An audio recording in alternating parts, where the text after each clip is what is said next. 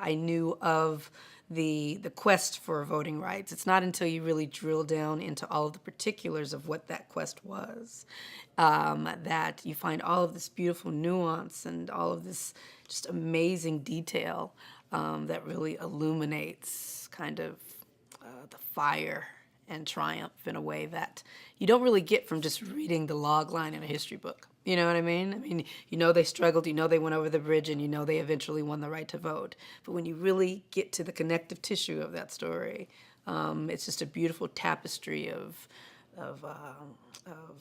dignity and determination that is just so beyond anything that I knew as a fact in a book. I do find it surprising and worthy of conversation that there hasn't been a film in the last 50 years since his death with Dr. King as a protagonist. A feature film with Martin Luther King as the protagonist has never been released in theaters. That's a head scratcher. I mean, we've had a film on everyone else, the first guy to do this, the guy who invented this, and there's been no film with King as the center. So that's something that I can't quite figure out, but I'm glad we're here now.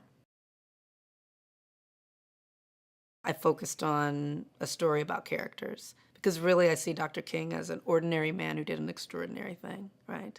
And all of these people are ordinary people just like you and me who went beyond what anyone thought they could do. And so I think so often when we think of Dr. King, we think of him in stone as a statue, as a speech, you know, as a leader of marches. But he was a man. He was a man who died at the age of 39 fighting for freedoms we all enjoy. And so when you deconstruct the myth of him and you get to who the man was, you grow a little bit in yourself because you know that inner strength is really something that all of us have. If you could just tap into it, you can do great things. My approach was to tell the truth of it as best we could because the actual facts of what happened, the actual people who did it, are more fascinating than anything you can make up. So in this film, there are no kind of composite characters. Like this guy is a combination of this person, no. Everyone you see in this film really lived, really struggled, really did these things. They're so fascinating and they're so rich that there was no reason to make them up. And so once I leaned into the fact that I was literally just a teller of their tale, it took the pressure off of me having to do anything other than, you know, be responsible for telling a beautiful story that had already happened, that had already been told. I was just translating it. It was important to include women in the story because women were instrumental to the movement.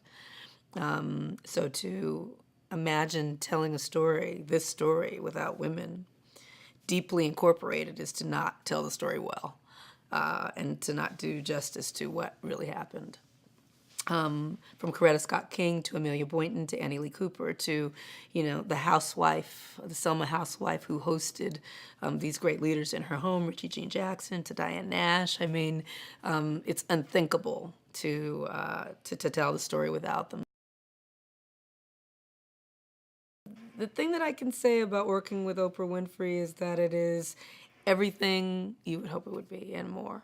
I think the main thing that I take away from her every time I'm around her is how consistent she is in who she is. You know, it's some people present themselves to be a certain way, and then you're around them for a good amount of time, and people change, and it's okay. Who they've presented is not who they really are, and it's not a bad thing, but they may be presenting something that they don't even really know who they really are. This woman is so consistently herself, and herself is so consistently fantastic that it's just a jaw dropper every time you're around her. We invite people to see a film about, you know, resistance. You know, I mean, I think it's really, there's a beauty in resisting what you know to be untrue. And the lie that the people in this film and the people who really lived were resisting is that they were less than. And, whether you're black in 1965 rural Alabama, or, whether you're in 2014, 15, and there's something that's not sitting well with you, no one is less than anyone else. And the barriers and the structures and the systems that are put around us to make us feel less than are untrue. And so whenever you can watch a story unfold where people have triumphed over that lie, is something that's universal and something that doesn't have to go with time period or gender or color, religion, sexuality. We've all been made to feel that at some time. And so when you can triumph over it, watch a story of people who've triumphed over it, it's a good thing. So I hope people come and check it out and watch it from that point of view. It's crucial to film it in the real place, crucial to film it in the South, and crucial to get into Alabama, to be on that bridge and to actually stand where the real people stood, where the real people bled, where the real people cried, where the real people marched and laughed together and held hands like that. That is in the DNA of the place. The spirit of all of that is there, and it's definitely been coming out in the work that we do. And so I think you share it with people around the world, hopefully, and people years from now who watch the film, who couldn't stand on the bridge. We stand there for you in the film, and we show you what it feels like.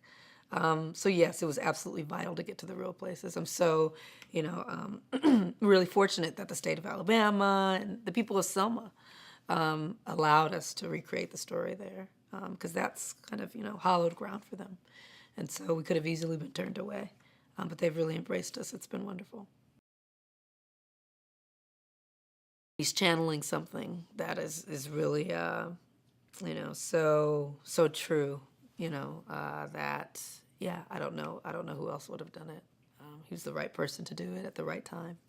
And so when I think about why hasn't there been a film in 50 years with, a feature film in the last 50 years with King as the protagonist, I can only say I don't know why, but I know it's happening now, and I know that David was the one, and it was meant to be.